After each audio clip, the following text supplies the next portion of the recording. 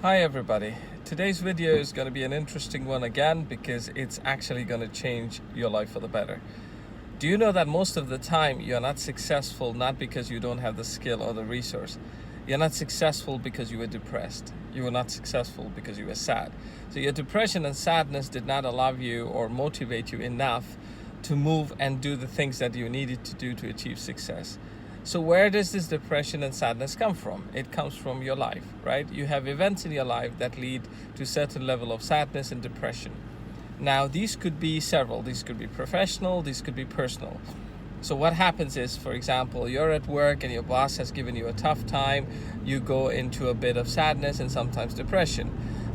You had a big fight with a friend of yours who's a friend in school, and now you're very sad about it.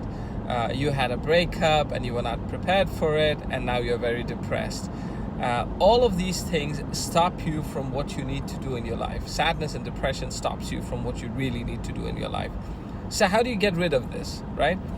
So just like what we have at work or at school is that we have deadlines. So we have deadlines for everything, right? So we're given work and then we are told that we need to finish that work by the end of the week, end of the day, end of the month, whenever. And if we didn't, then there are consequences for it. Okay? So what we need to do is basically find out a way of how we can time everything. So here's a trick for you, and I call it timing out sadness. So how do you time out sadness? So let's assume that you had a bad day at work, your boss said something, and you found it very sad that you were referred to in that way. Now, what you need to do is immediately go to your phone and put in your notes that this is what happened, and decide when you want to stop feeling sad about it. So you say, I'm going to give myself 7 days to feel sad about this, or 1 day to feel sad about it. Let's say you had this big fight with a good friend of yours, or you had a breakup and this is really important for you. So I suggest you give it more time to feel sad and sulk, right? So you give yourself 3 weeks to sulk and feel sad. But you decide when the 3 weeks will end. So you need to write that on the 12th of June at 12 in the afternoon, I'm no longer going to be sad about this situation because I'm done with. I need to move on. All right. So what you do is every time you have a sad or depressing event in your life, go to your mobile phones and time it and say that I'm going to stop feeling sad or depressed about this at this time on this date. And always that time has to be 12 noon in the afternoon. So it's right in the middle of the day. So you've given yourself enough time to feel sad, and now you're giving yourself enough time to recover. Okay? So what you do is you basically time out your sadness and depression.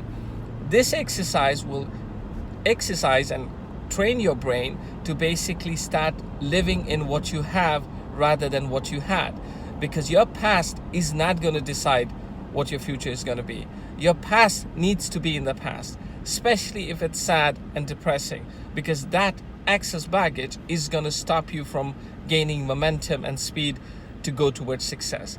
So this trick of timing out your sadness is going to work for you, okay? So every time you have a sad or depressing event, just go to your mobile phones and put a reminder, and that reminder should say to you that in 24 hours, I'm no longer going to be sad about this. And every time your mind tries to kick in and say, hey, this really needs some more attention, tell yourself, no, I think I gave it enough. That's why I timed it. So these deadlines are those deadlines that will change your life.